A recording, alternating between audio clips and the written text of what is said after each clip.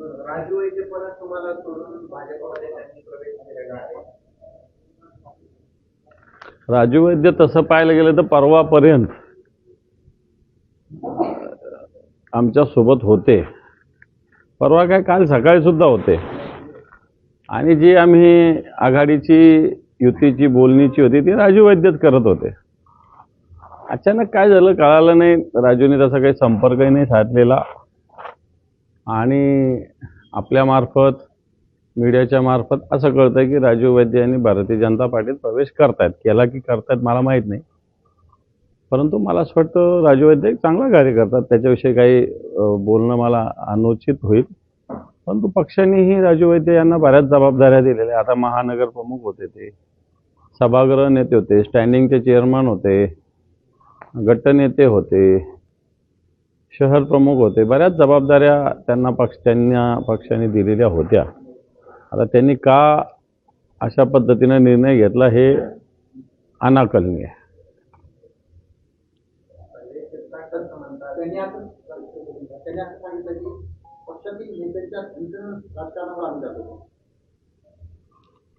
मला असं वाटतं सगळ्याच पक्षात काही ना काही थोडं बहुत सगळीकडेच असतं. त्याला पर्याय काही आता ज्या पक्षात गेले त्याच्यात काय, आज सगळ्या पेपरला हेडलाईन आहे सुधीर मुनगंटीवार काय काय बोलले हे आहे. मी आता खालचं लोकलच्या विषयात जात नाही मी, कारण अशा उखाळ्या पाखाळ्या काढण्यात काही अर्थ नसतो. परंतु एक संघटन असो, घर असो, या ठिकाणी भांड्याला भांडं लागत असतं. म्हणून काय ते घरच सोडायचं असतं अशातलं थोडी भाग आहे.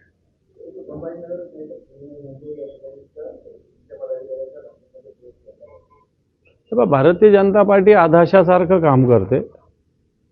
Bharatiya Janata party party of difference म्हणते आणि आमची सगळ्यात मोठी पार्टी म्हणते. आणि मग सगळ्यात मोठी पार्टी असताना त्यांना इतर पक्षातल्या कार्यकर्त्याची गरज का पडते हा प्रश्नच आहे. आमचेच नाही, आता इथं शिंदे सेनेचे सुद्धा लोकांना त्यांनी घेतलं संभाजीनगरात. मग पार्टीवर डिफरन्स म्हणायचं, आमची सगळ्यात मोठी पार्टी म्हणायचं, आणि मग या त्या पक्षातल्या कार्यकर्त्याला का फोडायचं याचा अर्थ तुमच्याकडे सक्षम कार्यकर्ते नाही आहे हे तुम्ही स्वतःच प्रूव्ह करताय. आमच्याकडचे जे सक्षम कार्यकर्ते ते फोडण्यासाठी तुम्ही प्रयत्न करताय. कित्येक मोठ्या मोठ्या ऑफर्स दिल्या जातात, प्रलोभनं दिली जात आहेत कित्येक कार्यकर्त्यांनी. हे भारतीय जनता पार्टीच करते. इथं अनेक ठिकाणी अशा पद्धतीनं प्रलोभनं वेगवेगळ्या पद्धतीनं भारतीय जनता पार्टीचे लोक कोणाला मोठे मोठे कॉन्ट्रॅक्ट देण्याचं. आता इतक्या दिवस आम्ही शिंदेंना नाव ठेवत होतो, भारतीय जनता पार्टीला तसं आम्ही कधी नाव नाही ठेवलं. पण आता तुला 10 कोटीचं काम देऊ, तुला 20 कोटीचं काम देऊ, तुला हे पद देऊ, तुला हे मंडळ देऊ, असे प्रलोभनं कार्यकर्त्यांना दाखवले जातात. ठीक आहे, नंतर हे प्रलोभनं पूर्ण होत नाही, कारण राजकीयदृष्ट्या पुन्हा त्या लोकांना मग आत्ताच्या घडीला त्याला बाटवणं, आमच्या ग्रामीण भागात म्हणायचं की त्याला बाटवायचं एकदाचं, मग संपला विषय. अशा पद्धतीनं भारतीय जनता पार्टी का चे लोक काम करतायत आत्ताच्या घडीला, एवढं तर स्पष्टपणे सांगावं लागेल.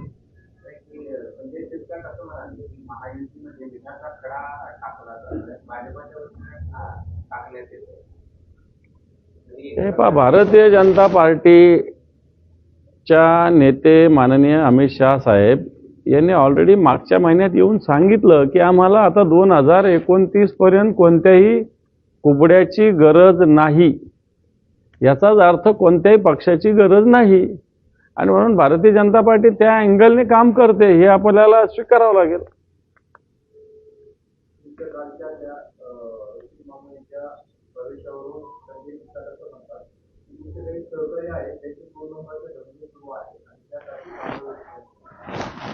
मला असं वाटतं आमचे कोणते सहकारी, कोणत्या सहकारी एखादा असेल तर त्याचं नाव माननीय पालकमंत्री संजयजी शिरसाट साहेब यांनी सांगितलं पाहिजे.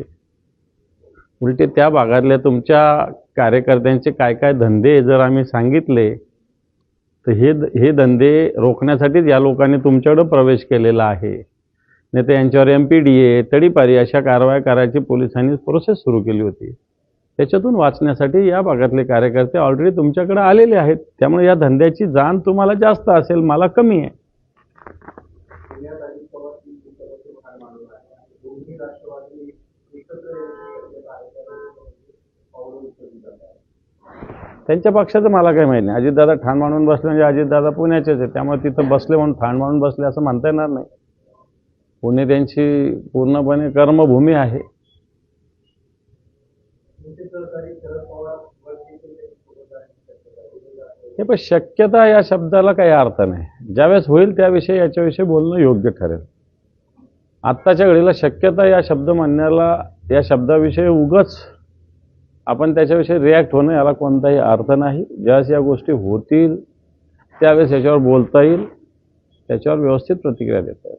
शिवसेनेसाठी मुंबई महानगरपालिका निवडणूक लढवली जाते आणि असं असताना निलेश राणेंवर भाजपने मुंबईची जबाबदारी वरळी, लालबाग, मोहीम, हिंदी, दादर या भागांच्या किती सभा भाजप करून घेतली. याच्या आधी त्यांनी सभा घेतलेल्या आहे, आताच घेतल्या अशातला काही भाग नाही. त्याच्यामुळे कोणती पार्टी आपल्या निवडणुका जिंकण्यासाठी वेगळ्या पद्धतीनं जबाबदाऱ्या देत असते, तशा जबाबदाऱ्या दिल्या असतील. त्याच्यात काय, कोणती पार्टी जिंकण्यासाठीच लढत असते ना. भले भारतीय जनता पार्टी असेल, जिंकण्यासाठीच लढत असेल, त्यामुळे त्यांनी त्यांच्या मनात जबाबदारी दिली, त्याच्यात काय भाव काय विशेष आहे.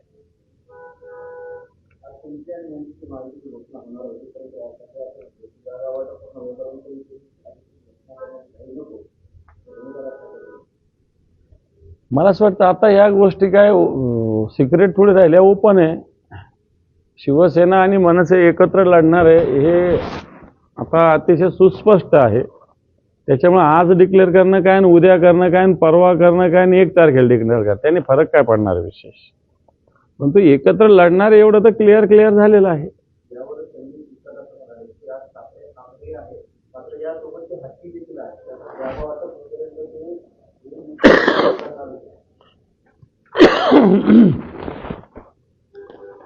मला याच्यातलं काही माहिती नाही.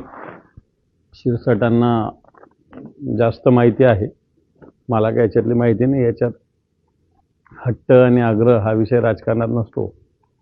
त्याच्यामुळं ज्या अर्थी दोघे बंधू एकत्र होऊन चर्चा करतायत, आमचे शिवसेनेचे नेते चर्चा करतायत, त्या अर्थी या सगळ्या गोष्टी प्रोसेस जवळपास पूर्ण झालेल्या आहे.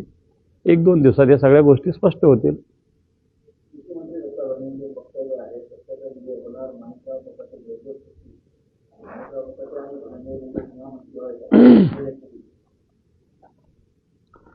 निर्दोष जर असतील तर सुटायला काहीच हरकत नाही. परंतु हे सुस्पष्ट धडधाकट सगळ्या गोष्टी समोर आहे माणिकराव कोकाट्यांच्या आणि धनंजय मुंडेंच्या.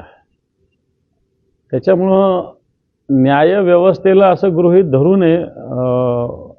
भरणे मामांना माझी विनंती आणि सूचना आहे की न्यायव्यवस्था ही स्वतंत्र आहे. निकाल काय देतील हे त्याच्या मनावर असतं.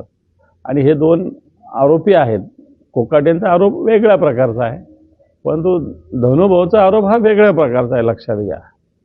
त्याच्यामुळं मला वाटत नाही अशा पद्धतीनं सुटले तरी एक जनतेच्या मनामध्ये मला कोकाटेंचा जास्त विषय बोलायचा नाही, परंतु धनुभाऊच्या विषयी जनतेच्या मनामध्ये मोठा रोष या सगळ्या प्रकारामुळं पूर्णपणे बसलेला एवढं नक्की आहे.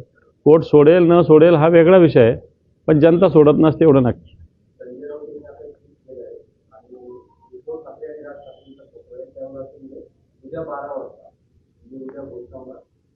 बिलकुल असाच त्याचा अर्थ आहे. त्याचा अर्थच तसा आहे. मी सांगितलं तुम्हाला 1-2 दिवसात, उद्या 12 वाजता. याचा अर्थ असा आहे की उद्या.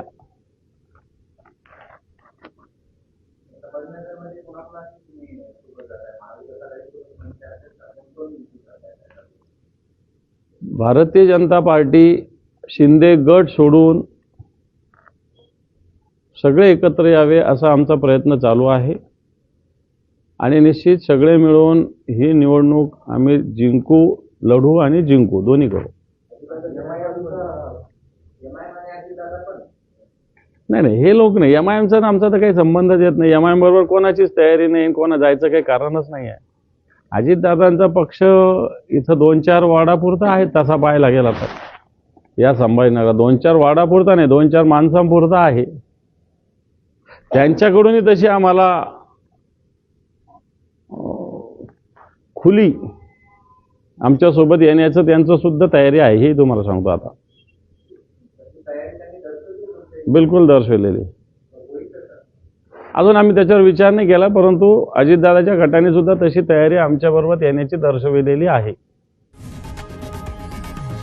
लोकशाही मराठी ऐका, पहा, जागरूक रहा.